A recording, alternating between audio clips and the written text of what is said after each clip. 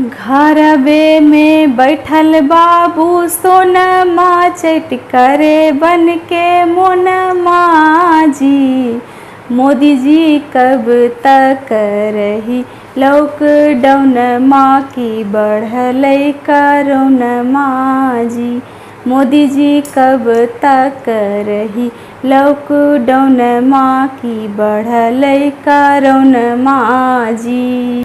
घरवे में जिया खूब जराबो हखिन, हुकुम खूब चलाबो हखिन जी। मोदी जी केकरा कहिए मनमा के बतियाऊ हमरे के सुनाबो हखिन जी।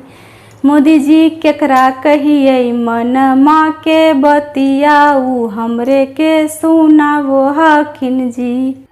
घरवे में बैठल बाबू सोनमा चट करे बन के मोनमा जी। मोदी जी कब तक रही लॉकडाउन माँ की बढ़ल कोरोना जी।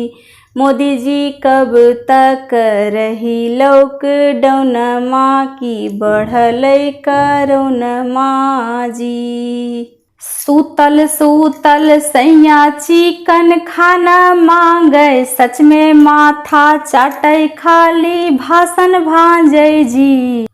मोदी जी जल्दी से करहो कुछ निदान माँ की घटई कोरोना जी। मोदी जी कब तक रही लॉकडाउन माई बढ़ल कोरोना जी। घरवे में बैठल बाबू सोनमा चट करे बन के मोनमा जी। मोदी जी कब तक रही लॉकडाउन माई बढ़ल कोरोना जी।